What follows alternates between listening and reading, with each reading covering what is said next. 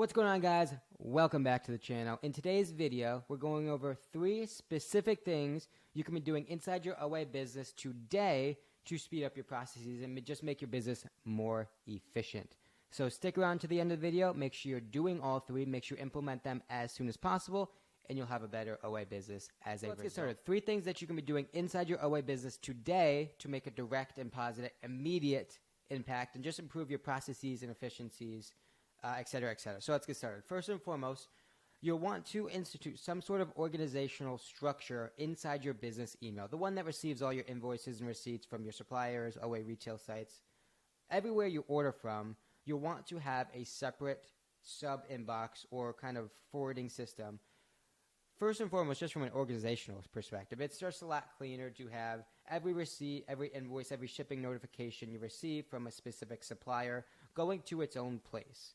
Right, and I'll show you how to do this in a second. But secondly, and most importantly, you'll inevitably run into a situation where you're selling products and some sort of customer issues the complaint to Amazon, kind of asking and questioning the authenticity of that product. The result of that is you have to submit receipts and invoices justifying every purchase, every product you sent into Amazon to make sure and prove its authenticity. Not a big deal. It's inevitably going to happen if you sell enough on Amazon.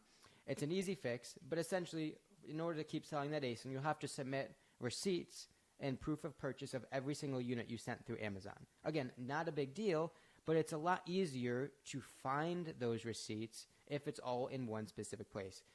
So let's go over how to initialize that and just kind of set it up inside your Gmail. Right? So if you see on this leftmost part of the screen, you'll see this labels.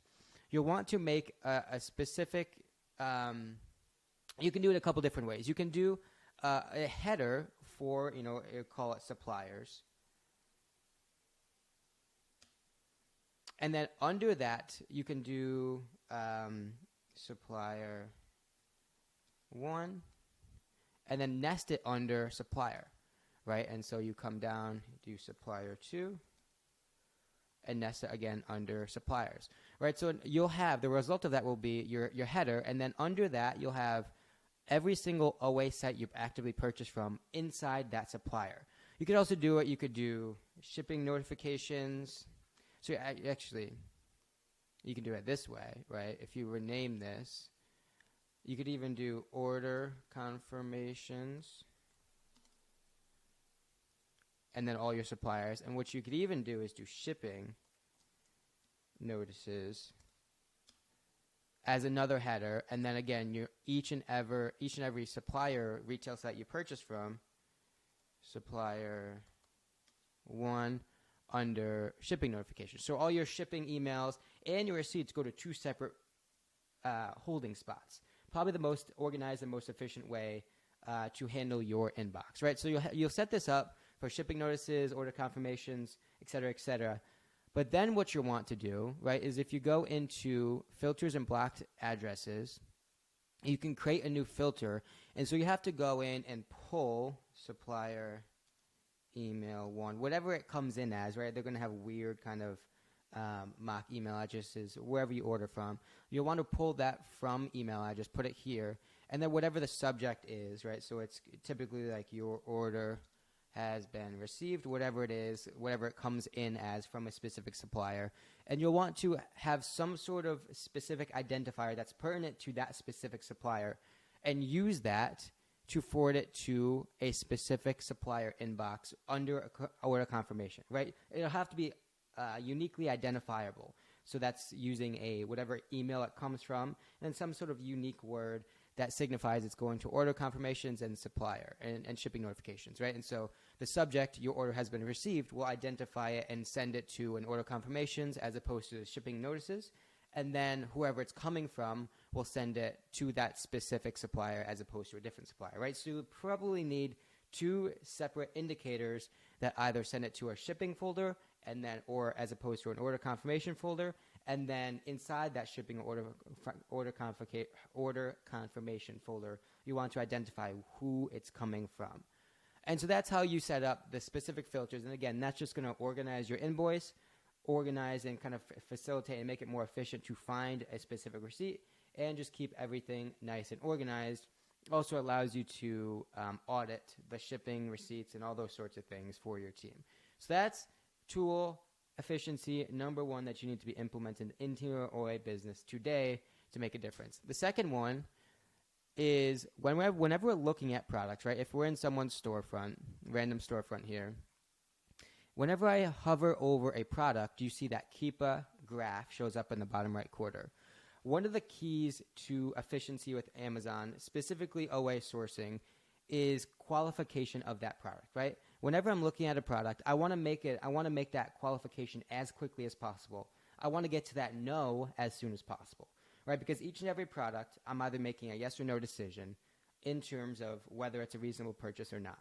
The quicker I get to that no, the quicker I can disqualify a specific product will get me to the next product quicker and ultimately get to the next yes. Right, so if I have to say no to whatever it is, 40, 50 products, I want to get to those no's as soon as possible, again, to get to that next yes. That's going to allow you to be a lot more efficient with your OA sourcing. And so in order to kind of alleviate the time sucker and just the slowness of clicking into each and every one of these products and ultimately seeing that, okay, this one's owned by Amazon, this one is no good, the buy box is dropping on this one. All of those are super easy disqualifications that I want to be making quickly. And that allows me, and having this Keepa pop up allows me to make that disqualification very, very quickly. The way to turn that on is if I go into Keepa, right, if I go up here, go into settings, I want to go into website. And from here, if I move this guy over here, it shows show price history graphs as overlays when hovering Amazon products. You want to turn that on yes. And again, once you hit yes, that will allow the Keepa overlays to pop up and allows you to get to that no on a lot of products a lot more quicker, right? We can disqualify a lot of these products super quickly. The last efficiency that we're going to talk about in today's video, again, start doing today to make your OA business better, is Google Lens, right? And a lot of times we're trying to map a specific product on Amazon back to any specific supplier. And we can use this G here on SellerAmp to just, plug it into Google. But sometimes that's not going to work, right? Sometimes we just simply don't know what retailer is going to hold a specific product, and we can't find where it's purchased. One way to get around this, one way to assist in our reverse sourcing back to a supplier is to right-click on the image. If it's sort of like a generic stock image, I can hit search image with Google, and it's just going to search the entire website, the entire internet for this specific picture. Again, this isn't always going to work, but you could see, so Walmart.com has it, Chewy, Amazon, obviously Amazon. But all this is doing is searching the entire web for this specific image. Again, not necessarily going based off a product title, anything. It's just going by this image. Again, another way to find a specific product out on the web to see if it's a profitable opportunity. That's tool number 3. So first we went over the inbox, organize your inbox into subcategories and just by supplier and shipping. Second being that Keepa overlay. You want to input that, institute that just to make your sourcing disqualification quicker. And then this third one, Google Lens, just kind of speeds up some sourcing, makes it easier to find specific suppliers. So that's a wrap for today's video, guys. Hope you enjoyed it. If you did, drop a comment down below, like the video, make sure you subscribe to the channel. And with that being said, we'll see you in the next video.